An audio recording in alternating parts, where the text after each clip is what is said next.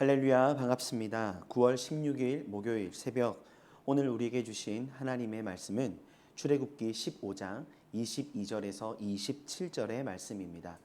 구약 출애굽기 15장 22절에서 27절까지의 말씀 제가 봉독하겠습니다.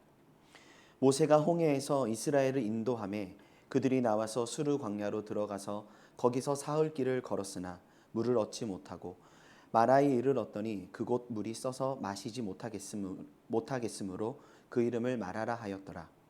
백성이 모세에게 원망하여 이르되 우리가 무엇을 마실까 하매 모세가 여호와께 부르짖었더니 여호와께서 그에게 한 나무를 가르치시니 그가 물에 던지니 물이 달게 되었더라. 거기서 여호와께서 그들을 위하여 법도와 율례를 정하시고 그들을 시험하실세 이르시되 너희가 너희 하나님 나 여호와의 말을 들어 순종하고 내가 보기에 의를 행하며 내 계명에 귀를 기울이며 내 모든 규례를 지키면 내가 애굽 사람에게 내린 모든 질병 중 하나도 너희에게 내리지 아니하리니 나는 너희를 치료하는 여호와임이라. 그들이 엘림에 이르니 거기에 물샘 12과 종려나무 70그루가 있는지라. 거기서 그들이 그 물 곁에 장막을 이니라. 아멘. 본문의 배경은 출애굽 이야기의 두 번째 장이라 할 수 있습니다. 첫 번째 장에서는 하나님은 애굽의 압제 가운데 고통받던 이스라엘을 위해 모세를 부르시고 출애굽의 역사를 이루게 하십니다. 이 이야기의 방점이 찍히는 지점이 바로 홍해의 사건이지요.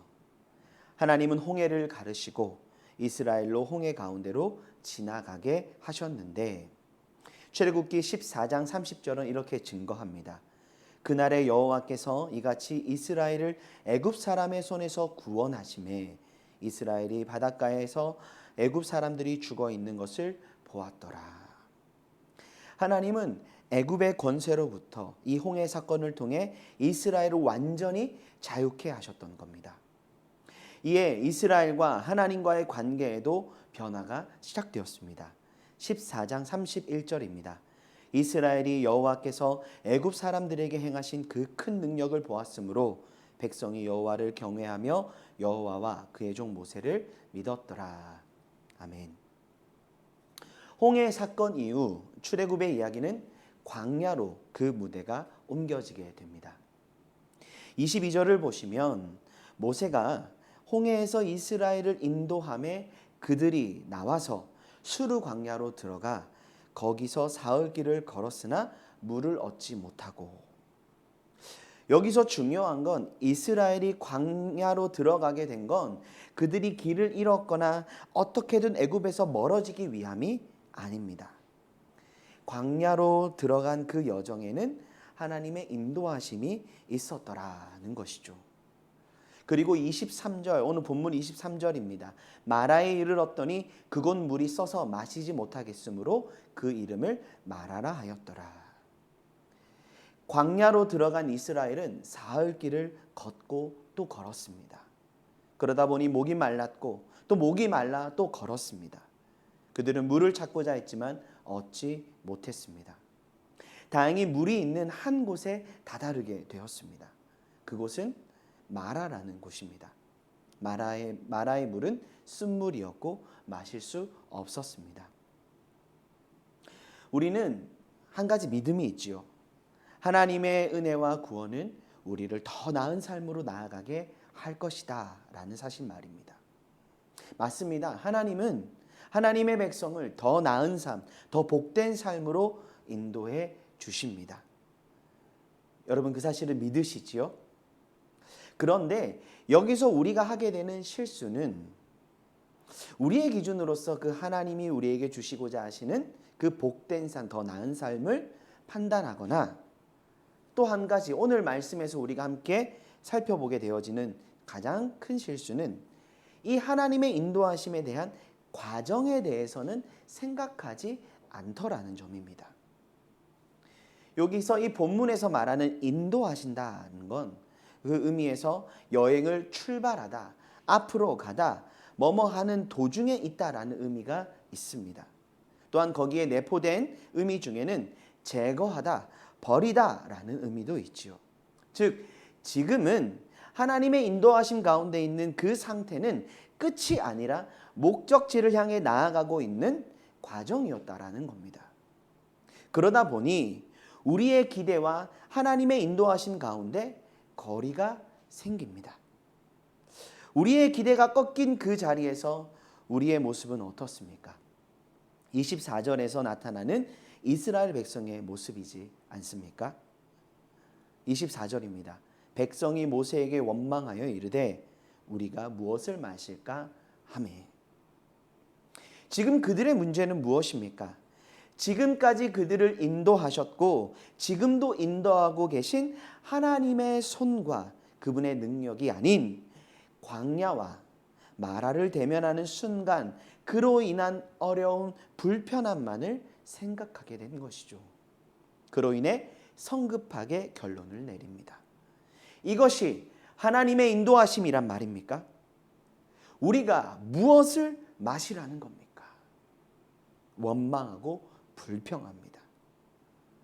사흘 길을 참았으니 당연히 힘들었을 겁니다. 몸이 지치면 누구나 마음을 지키기 힘들지 않습니까? 더욱이 하나님의 인도하심은 그들의 기대에 못 미치는 정도가 아닌 지금 그들에게 주어진 현실은 잔인하게 여겨집니다. 이는 그들의 영적인 상태에도 영향을 미쳤습니다. 그들의 목마름은 단순히 육체적 고갈만을 의미하지는 않습니다. 하나님의 권능과 그분을 경외하는 마음을 잃어버리기에 빼앗기기에 충분한 상황이었습니다. 여러분, 영적인 분별력을 가지는 것도 중요하지만 우리가 어떤 상황에서도 그 분별력을 잃어버리지 않는 건강한 몸과 마음을 지켜가는 것도 중요하다는 점을 잊지 마십시오. 아무리 좋은 분별력을 가지고 있고 지식과 지혜를 가지고 있다 해도 정말로 필요할 때 사용하지 못한다면 아무 소용이 없지 않습니까? 영적으로 건강하다는 건 많은 것을 알고 할 수 있는 것보다도 고난이나 위기의 순간에 변함없이 믿음으로 응답하고 반응할 수 있는 우리의 영혼을 지켜가는 힘이다라는 것이죠. 그런데 지금 이스라엘의 현실은 어떠합니까? 그 힘이 없었던 겁니다.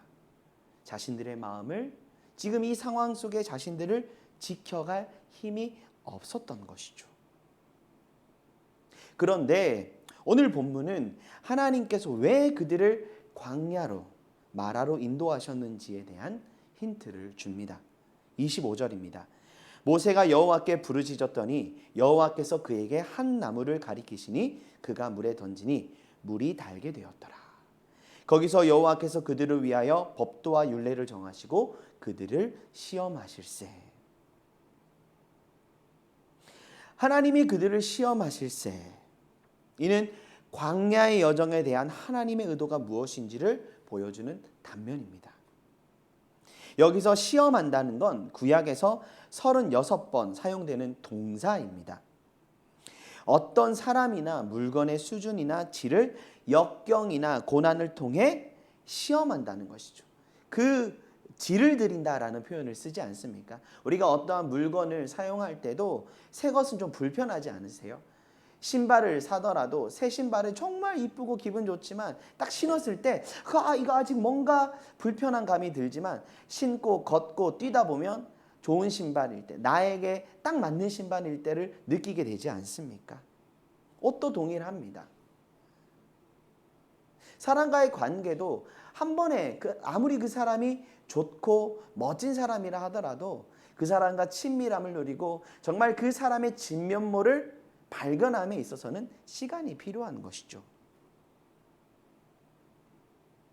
마라의 쓴물 사건은 이스라엘을 연단하시사 그들을 성숙하게 하시기 위한 하나님의 인도하심의 자리였던 겁니다.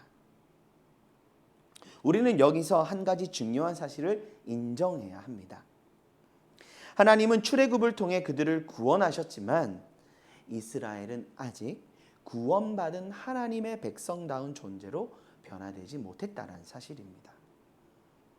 그들은 여전히 하나님을 잘 알지 못했습니다.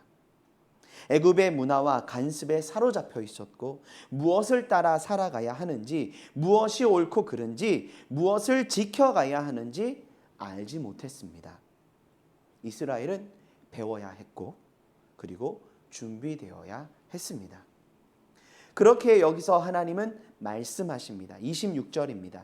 이르시되 너희가 너희 하나님 나 여호와의 말을 들어 순종하고 내가 보기에 의를 행하며 내 계명에 귀를 기울이며 내 모든 규례를 지키면 내가 애굽 사람에게 내린 모든 질병 중 하나도 너희에게 내리지 아니하리니 나는 너희를 치료하는 여호와임이라. 그 어떤 신앙의 지식보다도 강력한 것은 신앙의 경험입니다. 우리 자녀들을 양육하는 가운데 인정할 수밖에 없지 않습니까? 정말로 이해하기 쉽게 설명하고 가르치고 수많은 말들을 하지만 실제로 그들의 삶의 변화, 인생의 변화가 일어나는 순간은 언제입니까? 그들의 인생 가운데 하나님이 누구신지를 스스로 인정하게 되고 고백하게 되는 사건, 어떠한 경험을 하게 되었을 때이지 않습니까? 하나님을 아는 것과 믿는 것이 온전히 하나 되어지게 되는 그 놀라운 하나님의 은혜를 경험하게 되어지는 그 자리 가운데 그들은 하나님을 인정하게 됩니다. 우리의 인생에서도 동일합니다. 우리가 겸손해야 되는 것도 알고 우리가 하나님을 신뢰하고 하나님께 기도해야 되는 것 알지만 우리가 편안한 삶을 살아가는 가운데 우리는 그 하나님을 잊고 우리는 교만의 자리로 나아갈 때가 있지 않습니까? 그러나 고난의 현실 속에 연단의 과정 속에 우리는 다시금 겸손을 알게 됩니다. 우리의 현주소를 발견하게 되고 하나님의 말씀에 귀를 기울이게 되고 그 말씀이 들리고 그 주님의 말씀 앞에 엎드리게 되지 않습니까? 그런 의미에서 마라는 광야학교의 출발점이라 할 수 있습니다. 중동 지방에서 물은 곧 생명과 같습니다.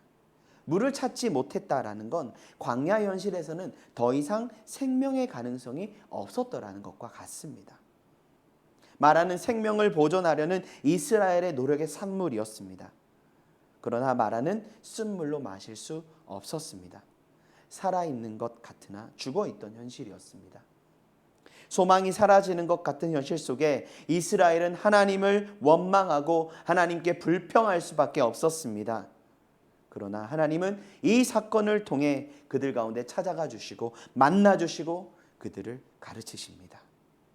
나는 주 곧 너희를 치료하는 하나님이다. 이스라엘에게 말하는 절망의 장소였지만 하나님은 그들이 진실로 하나님을 만날 수 있는 장소로 변화시켜 주십니다.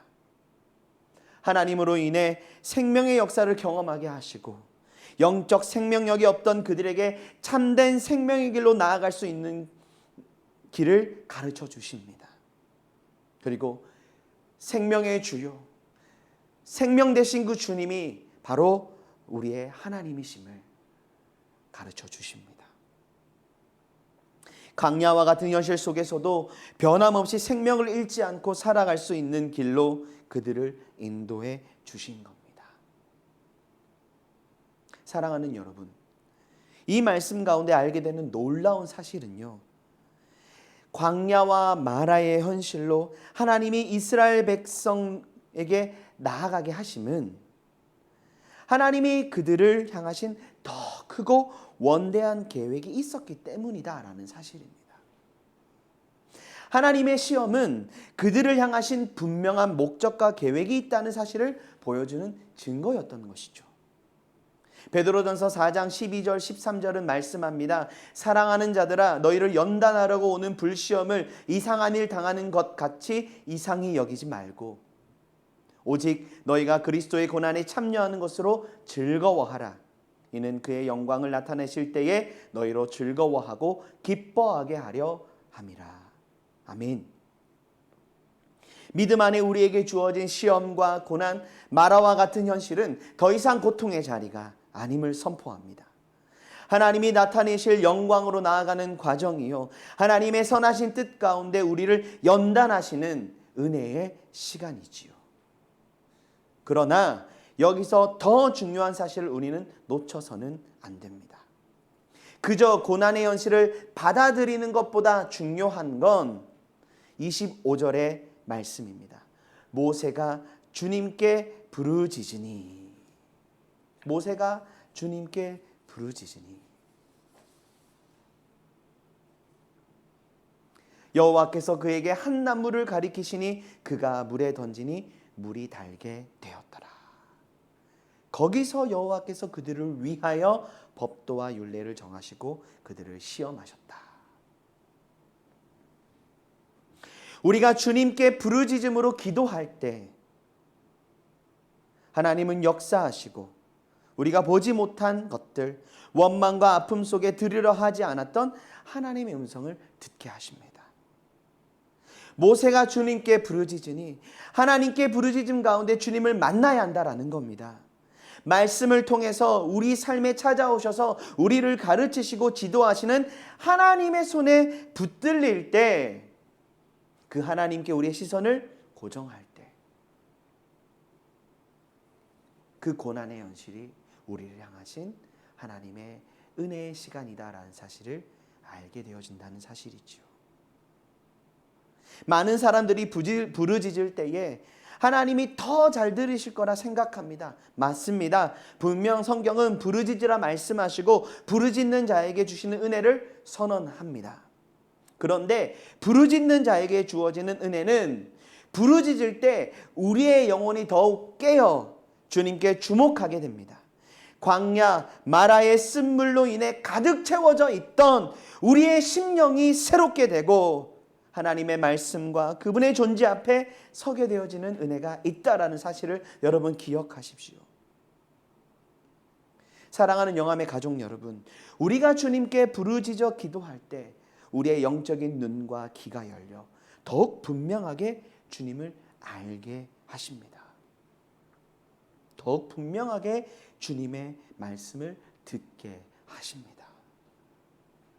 강야와 같은 현실을 마주하고 계십니까? 눈앞에 마라의 쓴물이 있어 고통 가운데 계십니까? 바로 지금이 주님께 부르짖어야 할 때입니다. 우리 주님이 치료하시고 새롭게 하십니다. 광야의 현실과 마라의 쓴물을 새롭게 하실 뿐만 아니라 그 가운데 서 있는 우리의 영혼을, 우리의 믿음을, 우리의 중심을 치료하시고 새롭게 하사 하나님의 살아계심과 영광을 드러내는 자로 우리를 빚으시고 인도해 주십니다. 오늘의 이 말씀이 우리를 향하신 하나님의 사랑의 음성임을 기억하십시오. 광야와 마라의 시간은 우리를 연단하시고 우리를 빚어가시는 하나님의 은혜의 시간입니다. 그러나 우리가 그 고난의 현실 가운데 그저 절망하고 불평하고 포기하고 낙심함으로 머물러 있다면 우리는 결코 그 하나님의 사랑의 음성을 들을 수 없습니다. 주님께 부르짖으십시오. 바로 지금이 주님을 찾고 주님께 부르짖어야 할 때입니다. 그 부르짖는 자의 심령을 주님이 새롭게 하셔서 주의 음성을 듣게 하십니다. 우리가 주님께 부르짖을 때에 마라와 같은 현실을 새롭게 하셔서 여호와 하나님께서 치료의 하나님 되심을, 여호와 라파의 하나님이심을 보게 하십니다. 알게 하십니다. 가르쳐 주십니다. 그 믿음의 자리로 우리를 인도해 주십니다. 그 살아계신 그 주님 앞에 오늘 한날 간절히 부르짖음으로 우리의 현실을 새롭게 하시고 온전케 하시며 그 생명의 길로 인도하시는 그 은혜의 시간을 살아가시는 우리 모든 영암의 가족들 되기를 간절히 소망합니다. 기도하시겠습니다. 사랑하는 주님, 우리를 너무나 사랑하셔서 때로는 그 고난의 자리로, 때로는 그 마라의 현실과 같은 상황 속에 우리를 인도하사 우리를 시험하시고 우리를 연단하시고 우리를 더 귀하고 존귀한 주님의 자녀로 세워가 주시는 주님 감사합니다. 하나님, 우리가 지금 광야와 같은 현실 가운데 서 있다면 주님 우리에게 다시금 주님을 부르짖고 주님을 찾을 수 있는 힘과 능력을 부어주십시오. 그리하여 주의 음성을 듣기를 원합니다. 그 주님의 말씀 가운데 더 존귀한 주님의 자녀로 새롭게 되어지는 그 은혜 가운데 나아갈 수 있기를 원합니다. 그러나 주님, 너무 힘들고 너무 아프고 너무 지치기에 기도하지도 못하는 우리의 연약함 주님 아시지요. 성령님, 오늘 한날 사랑하는 주님의 백성들 가운데 찾아가 주셔서 주님 앞에 부르짖을 수 있도록 그 마음을 만져주십시오. 주님을 찾고 주님께 부르짖어 이 어려움의 때에 우리를 향하신 하나님의 구원의 음성을 들으며 이 고난의 때, 이 광야와 같은 현실을 새롭게 하사 생명의 길로 나아가게 하시는 그 하나님의 손에 붙들려 더 존귀한 주님의 백성으로서 세워져 나아가는 한날 될 수 있도록 주님 은혜의 은혜를 더하여 주시옵소서. 주님 사랑합니다. 주님 감사합니다. 살아계신 우리 주 예수 그리스도 이름으로 기도드립니다. 아멘. 하나날 승리하십시오.